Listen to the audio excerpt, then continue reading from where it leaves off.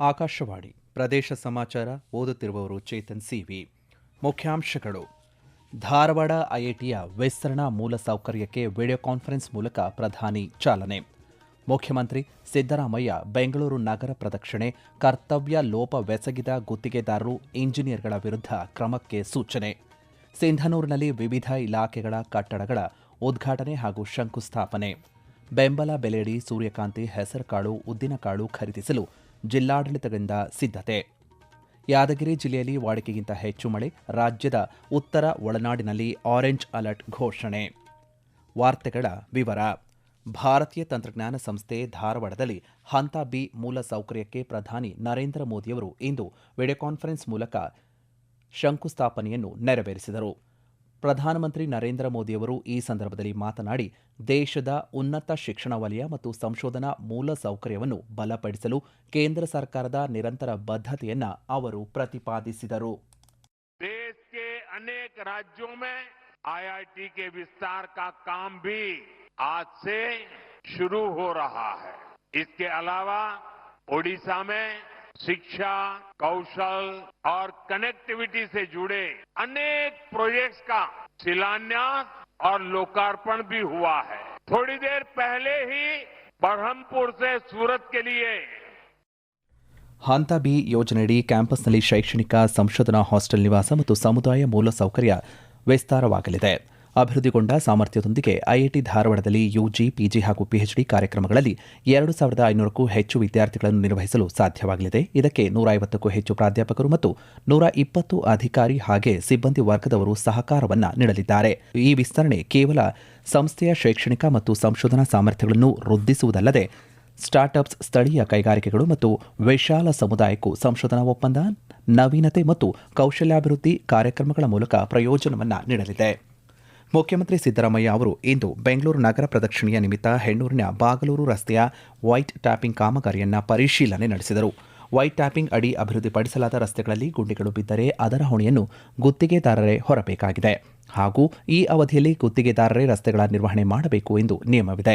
ಆದರೆ ಬಾಗಲೂರು ರಸ್ತೆಯ ಸಮರ್ಪಕ ನಿರ್ವಹಣೆ ಮಾಡದ ಹಿನ್ನೆಲೆಯಲ್ಲಿ ವೈಟ್ ಟಾಪಿಂಗ್ ಗುತ್ತಿಗೆದಾರರು ಮತ್ತು ಇಂಜಿನಿಯರ್ಗಳ ವಿರುದ್ಧ ಸೂಕ್ತ ಕ್ರಮಕ್ಕೆ ಅವರು ಸೂಚನೆ ನೀಡಿದರು.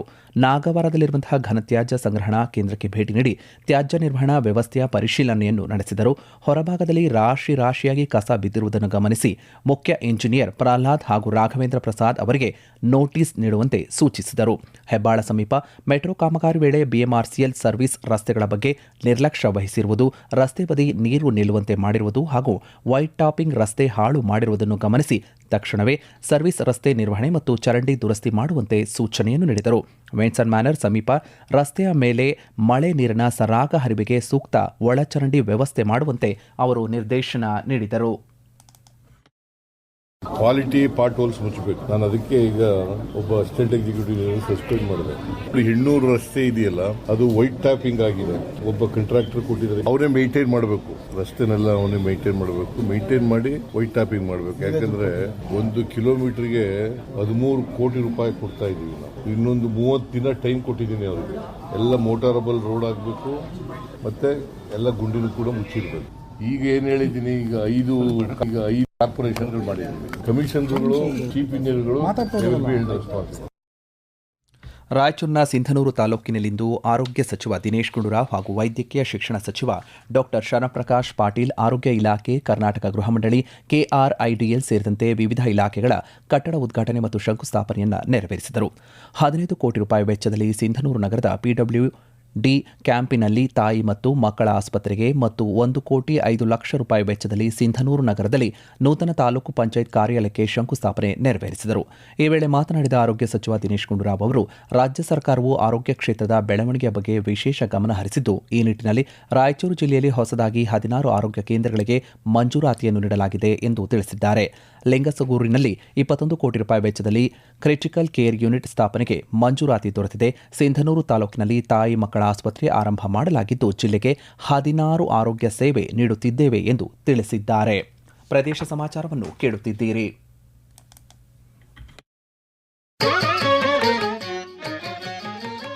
ನಿಮ್ಮ ಅನುಕೂಲಕರ ಸಮಯದಲ್ಲಿ ಆಕಾಶವಾಣಿ ಸುದ್ದಿಗಳನ್ನು ಆಲಿಸಲು ನಮ್ಮ ಯೂಟ್ಯೂಬ್ ಚಾನೆಲ್ ಆಕಾಶವಾಣಿ ನ್ಯೂಸ್ ಕನ್ನಡವನ್ನು ಸಬ್ಸ್ಕ್ರೈಬ್ ಮಾಡಿ.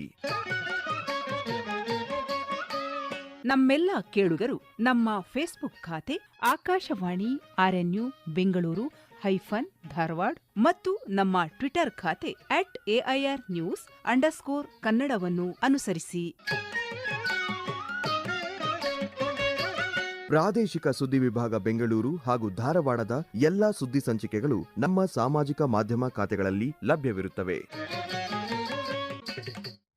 ಮುಂಗಾರು ಹಂಗಾಮಿನಲ್ಲಿ ಕೇಂದ್ರ ಸರ್ಕಾರ ಬೆಂಬಲ ಬೆಲೆ ಘೋಷಿಸಿರುವಂತಹ FAQ ಗುಣಮಟ್ಟದ ಸೂರ್ಯಕಾಂತಿ ಉತ್ಪನ್ನವನ್ನು ಪ್ರತಿ ಕ್ವಿಂಟಾಲ್ಗೆ ₹7,721 ಬೆಂಬಲ ಬೆಲೆಯಡಿ ಖರೀದಿಗೆ ರೈತ ನೋಂದಣಿಯನ್ನು 80 ದಿನಗಳವರೆಗೆ ಮತ್ತು ಖರೀದಿ ಅವಧಿಯನ್ನು 90 ದಿನಗಳವರೆಗೆ ನಿಗದಿಪಡಿಸಲಾಗಿದೆ. ನೋಂದಣಿ ಕಾರ್ಯದ ಜೊತೆಗೆ ಖರೀದಿ ಪ್ರಕ್ರಿಯೆ ಪ್ರಾರಂಭ ಮಾಡಲು ವಿಜಯಪುರ ಜಿಲ್ಲಾಧಿಕಾರಿಗಳ ಅಧ್ಯಕ್ಷತೆಯ ಕನಿಷ್ಠ ಬೆಂಬಲ ಬೆಲೆ ಕಾರ್ಯಪಡೆ ಸಮಿತಿ ಸಭೆಯಲ್ಲಿ ನಿರ್ಧಾರ ತೆಗೆದುಕೊಳ್ಳಲಾಗಿದೆ.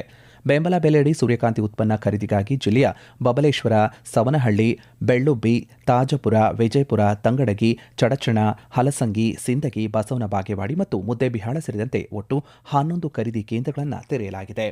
2025-26ನೇ ಸಾಲಿನಲ್ಲಿ ಕೇಂದ್ರ ಸರ್ಕಾರದ ಬೆಂಬಲ ಬೆಲೆ ಯೋಜನೆಯಡಿ FAQ ಗುಣಮಟ್ಟದ ಹೆಸರುಕಾಳು ಉತ್ಪನ್ನವನ್ನು ಪ್ರತಿ ಕ್ವಿಂಟಾಲ್ಗೆ 8,768 ಮತ್ತು ಉದ್ದಿನಕಾಳು ಉತ್ಪನ್ನವನ್ನು 7,800ರಂತೆ ಧಾರವಾಡ ಜಿಲ್ಲೆಯ ರೈತರಿಂದ ಮಾತ್ರ ಖರೀದಿಸಲು ಖರೀದಿ ಕೇಂದ್ರಗಳನ್ನು ತೆರೆಯಲಾಗಿದೆ. ಜಿಲ್ಲೆಯ ರೈತರು ಇದರ ಸದುಪಯೋಗ ಪಡೆದುಕೊಳ್ಳುವಂತೆ ಧಾರವಾಡ ಜಿಲ್ಲಾಧಿಕಾರಿ ದಿವ್ಯಪ್ರಭು ತಿಳಿಸಿದ್ದಾರೆ. ಉತ್ಪನ್ನವನ್ನು ಖರೀದಿಸಲು ರೈತರ ನೋಂದಣಿಯು 80 ದಿನಗಳವರೆಗೆ ಹಾಗೂ ಖರೀದಿ ಅವಧಿ 90 ದಿನಗಳವರೆಗೆ ನಡೆಯಲಿದೆ ಎಂದು ಅವರು ಹೇಳಿದ್ದಾರೆ. ಯಾದಗಿರಿ ಜಿಲ್ಲೆಯಲ್ಲಿ ವಾಡಿಕೆಗಿಂತ ಹೆಚ್ಚು ಮಳೆಯಾಗಿದ್ದು, 23% ಹೆಚ್ಚಿನ ಮಳೆ ಬಿದ್ದಿರುವ ಕಾರಣ ನಾಳೆಯವರೆಗೂ ಜಿಲ್ಲೆಯಲ್ಲಿ ಆರೆಂಜ್ ಅಲರ್ಟ್ ಘೋಷಣೆ ಮಾಡಲಾಗಿದೆ ಎಂದು ಯಾದಗಿರಿ ಜಿಲ್ಲಾಧಿಕಾರಿ ಕಚೇರಿ ತಿಳಿಸಿದೆ. ಮುಂದಿನ 48 ಗಂಟೆಗಳ ಕಾಲ ಭೀಮಾ ನದಿಯಲ್ಲಿ ಒಳಹರಿವಿನಿಂದ ನದಿ ತೀರದ ಪ್ರದೇಶಗಳಲ್ಲಿ ಪ್ರವಾಹದ ಅಪಾಯ ಕಂಡುಬರುವ ಸಾಧ್ಯತೆ ಇದೆ ಎಂದು ಹೇಳಲಾಗಿದೆ. ಭೀಮಾ ನದಿ ಸನ್ನತಿ ಮತ್ತು ಯಾದಗಿರಿ ಬ್ರಿಡ್ಜ್ ಕಮ್ ಬ್ಯಾರೇಜ್ನ ಒಳಹರಿವು 4,20,000 ಕ್ಯೂಸೆಕ್ ಮತ್ತು ಹೊರಹರಿವು 4,20,000 ಕ್ಯೂಸೆಕ್ ನೀರು ಹರಿಯುತ್ತಿದೆ. ಹವಾಮಾನ. ಇಂದು ಉತ್ತರ ನಾಡು ಹಾಗೂ ಕರಾವಳಿಯ ಹಲವೆಡೆ ವ್ಯಾಪಕ ಮಳೆಯಾಗಿದೆ. ಕರಾವಳಿ ಜಿಲ್ಲೆಗಳಲ್ಲಿ ಇಂದಿನಿಂದ ಅಕ್ಟೋಬರ್ 3ರವರೆಗೆ ವ್ಯಾಪಕ ಮಳೆಯಾಗಲಿದೆ ಎಂದು ಹವಾಮಾನ ಇಲಾಖೆ ತಿಳಿಸಿದೆ. ಉತ್ತರ ಕನ್ನಡ ಮತ್ತು ಉಡುಪಿ ಜಿಲ್ಲೆಯಲ್ಲಿ ಭಾರೀ ಮಳೆಯಾಗುವ ಸಾಧ್ಯತೆ ಇದೆ. ಬೆಂಗಳೂರಿನಲ್ಲಿ ಇಂದು ಮತ್ತು ನಾಳೆ ಕೆಲವೆಡೆ ಹಗುರವಾಗಿ ಮಳೆಯಾಗಲಿದೆ. ರಾಜ್ಯದ ಉತ್ತರ ಒಳನಾಡಿನಲ್ಲಿ ಆರೆಂಜ್ ಅಲರ್ಟ್ ಘೋಷಣೆ ಮಾಡಲಾಗಿದೆ. ಆಕಾಶವಾಣಿಯ ಜನಪ್ರಿಯ ಮಾಸಿಕ ಕಾರ್ಯಕ್ರಮ ಮನ್ ಕಿ ಬಾತ್ನಲ್ಲಿ ನಾಳೆ ಬೆಳಗ್ಗೆ 11 ಗಂಟೆಗೆ ಪ್ರಧಾನಿ ನರೇಂದ್ರ ಮೋದಿಯವರು ದೇಶ ವಿದೇಶದಲ್ಲಿರುವಂತಹ ಭಾರತೀಯ ಸಮುದಾಯದೊಂದಿಗೆ ತಮ್ಮ ಮನದಾಳದ ಮಾತುಗಳನ್ನು ಹಂಚಿಕೊಳ್ಳಲಿದ್ದಾರೆ. ಇದು ಮನ್ ಕಿ ಬಾತ್ ಕಾರ್ಯಕ್ರಮದ 126ನೇ ಆವೃತ್ತಿಯಾಗಿದೆ. ಈ ಕಾರ್ಯಕ್ರಮ ಆಕಾಶವಾಣಿ ಮತ್ತು ದೂರದರ್ಶನದ ಎಲ್ಲ ವಾಹಿನಿಗಳು, AIR ನ್ಯೂಸ್ ಜಾಲತಾಣ, ನ್ಯೂಸ್ ಆನ್ ಏರ್ ಮೊಬೈಲ್ ಆಪ್ನಲ್ಲಿ ಲಭ್ಯವಿದೆ. ಹಿಂದಿ ಅವತರಣಿಕೆಯ ನಂತರ ಪ್ರಾದೇಶಿಕ ಭಾಷೆಗಳಲ್ಲಿ ನೀವು ಕಾರ್ಯಕ್ರಮವನ್ನು ಕೇಳಬಹುದಾಗಿದೆ. ಪ್ರಧಾನಿ ನರೇಂದ್ರ ಮೋದಿಯವರ ನೇತೃತ್ವದ ಸರ್ಕಾರವು ಪರಿವರ್ತನೆ ಮತ್ತು ಪ್ರಗತಿಯನ್ನು ತರಲು ಅವಿಶ್ರಾಂತವಾಗಿ ಶ್ರಮಿಸುತ್ತಿದೆ. ಇಂದು ಈ ವಿಶೇಷ ಸರಣಿ ಸೇವಾ ಪರ್ವ್ನಲ್ಲಿ ಇತಿಹಾಸವನ್ನು ಸಂರಕ್ಷಿಸುವ, ದೇಶಭಕ್ತಿಯನ್ನು ಪ್ರೇರೇಪಿಸುವ ಮತ್ತು ಪೀಳಿಗೆಗಳನ್ನು ತ್ಯಾಗದ ಮನೋಭಾವದೊಂದಿಗೆ ಸಂಪರ್ಕಿಸುವ ಸ್ಮಾರಕಗಳನ್ನು ನಿರ್ಮಿಸುವ ಮೂಲಕ ಮೋದಿ ಸರ್ಕಾರವು ಭಾರತದ ಕಾಲಾತೀತ ಪರಂಪರೆ ಮತ್ತು ವೀರತ್ವವನ್ನು ಗೌರವಿಸಿದೆ. ಸ್ವಾತಂತ್ರ್ಯ ಹೋರಾಟಗಾರರು, ಚಿಂತಕರು ಮತ್ತು ತ್ಯಾಗ ಹಾಗೆ ದೃಷ್ಟಿಕೋನದ ಮೂಲಕ ತಮ್ಮ ಭವಿಷ್ಯವನ್ನು ರೂಪಿಸುವ ಪರಂಪರೆಯ ರಕ್ಷಕರಾಗಿದ್ದಾರೆ. ನರೇಂದ್ರ ಮೋದಿ ಸರ್ಕಾರವು ಭಾರತದ ಕಾಲಾತೀತ ಪರಂಪರೆ ಮತ್ತು ಅದರ ವೀರರನ್ನ ಸಾಂಪ್ರದಾಯಿಕ ಸ್ಮಾರಕಗಳು ಮತ್ತು ರಾಷ್ಟ್ರೀಯ ಹೆಮ್ಮೆಗಳ ಸಂಕೇತಗಳ ಮೂಲಕ ಆಚರಿಸಿದೆ. ಪ್ರಧಾನಿ ನರೇಂದ್ರ ಮೋದಿಯವರ ನೇತೃತ್ವದಲ್ಲಿ ಅಸ್ತಿತ್ವದಲ್ಲಿರುವಂತಹ ಸ್ಮಾರಕಗಳನ್ನು ಪುನರುಜ್ಜೀವನಗೊಳಿಸಲಾಗಿದೆ ಮತ್ತು ಹೊಸದನ್ನು ನಿರ್ಮಾಣ ಮಾಡಲಾಗಿದೆ ಎಂದು ಪ್ರಧಾನಿ ನರೇಂದ್ರ ಮೋದಿಯವರು ತಿಳಿಸಿದ್ದಾರೆ. ಗದಗ ಜಿಲ್ಲೆಯ ನೆಲ ಐತಿಹಾಸಿಕ ಪ್ರವಾಸಿ ತಾಣವಾಗಿದೆ ಎಂದು ಪ್ರವಾಸೋದ್ಯಮ ಸಚಿವ ಹಾಗೆ ಜಿಲ್ಲಾ ಉಸ್ತುವಾರಿ ಸಚಿವರು ಆಗಿರುವಂತಹ HK ಪಾಟೀಲ್ ಅವರು ತಿಳಿಸಿದ್ದಾರೆ. ಪ್ರವಾಸೋದ್ಯಮ ಇಲಾಖೆಯ ವತಿಯಿಂದ ಮಹಾತ್ಮ ಗಾಂಧಿ ಗ್ರಾಮೀಣಾಭಿವೃದ್ಧಿ ಹಾಗೆ ಪಂಚಾಯತ್ ರಾಜ್ ವಿಶ್ವವಿದ್ಯಾಲಯದಲ್ಲಿ ನಡೆದ ವಿಶ್ವ ಪ್ರವಾಸೋದ್ಯಮ ಕಾರ್ಯದ ಉದ್ಘಾಟನಾ ಕಾರ್ಯಕ್ರಮದಲ್ಲಿ ಭಾಗಿಯಾಗಿ ಅವರು ಈ ಸಂದರ್ಭದಲ್ಲಿ ಮಾತನಾಡಿದರು. ಸಾರ್ವಜನಿಕರು ಪ್ರವಾಸಿ ತಾಣಗಳಿಗೆ ಭೇಟಿ ನೀಡಿದಾಗ ತ್ಯಾಜ್ಯ ವಸ್ತುಗಳನ್ನು ಎಲ್ಲೆಂದರಲ್ಲಿ ಬಿಸಾಡದೆ ಸ್ವಚ್ಛತೆಗೆ ಮೊದಲ ಆದ್ಯತೆ ನೀಡಬೇಕು ಎಂದು ಬೆಂಗಳೂರು ಗ್ರಾಮಾಂತರ ಜಿಲ್ಲಾ ಉಸ್ತುವಾರಿ ಸಚಿವ KH ಮುನಿಯಪ್ಪ ಹೇಳಿದ್ದಾರೆ. ಕೊನೆಯಲ್ಲಿ ಮತ್ತೊಮ್ಮೆ ಮುಖ್ಯಾಂಶಗಳು. ಧಾರವಾಡ IITಯ ವಿಸ್ತರಣಾ ಮೂಲಸೌಕರ್ಯಕ್ಕೆ ವಿಡಿಯೋ ಕಾನ್ಫರೆನ್ಸ್ ಮೂಲಕ ಪ್ರಧಾನಿ ಚಾಲನೆ. ಮುಖ್ಯಮಂತ್ರಿ ಸಿದ್ದರಾಮಯ್ಯ ಬೆಂಗಳೂರು ನಗರ ಪ್ರದಕ್ಷಿಣೆ, ಕರ್ತವ್ಯ ಲೋಪವೆಸಗಿದ ಗುತ್ತಿಗೆದಾರರು, ಇಂಜಿನಿಯರ್ಗಳ ವಿರುದ್ಧ ಕ್ರಮಕ್ಕೆ ಸೂಚನೆ. ಸಿಂಧನೂರಿನಲ್ಲಿ ವಿವಿಧ ಇಲಾಖೆಗಳ ಕಟ್ಟಡಗಳ ಉದ್ಘಾಟನೆ ಮತ್ತು ಶಂಕುಸ್ಥಾಪನೆ. ಬೆಂಬಲ ಬೆಲೆಯಡಿ ಸೂರ್ಯಕಾಂತಿ, ಹೆಸರುಕಾಳು, ಉದ್ದಿನಕಾಳು ಖರೀದಿಸಲು ಜಿಲ್ಲಾಡಳಿತಗಳಿಂದ ಸಿದ್ಧತೆ. ಯಾದಗಿರಿ ಜಿಲ್ಲೆಯಲ್ಲಿ ವಾಡಿಕೆಗಿಂತ ಹೆಚ್ಚು ಮಳೆ, ರಾಜ್ಯದ ಉತ್ತರ ಒಳನಾಡಿನಲ್ಲಿ ಆರೆಂಜ್ ಅಲರ್ಟ್ ಘೋಷಣೆ. ಇಲ್ಲಿಗೆ ಪ್ರದೇಶ ಸಮಾಚಾರ ಮುಕ್ತಾಯವಾಯಿತು. ನಮ್ಮ ಮುಂದಿನ ವಾರ್ತಾ ಪ್ರಸಾರ 7:35 ನಿಮಿಷಕ್ಕೆ.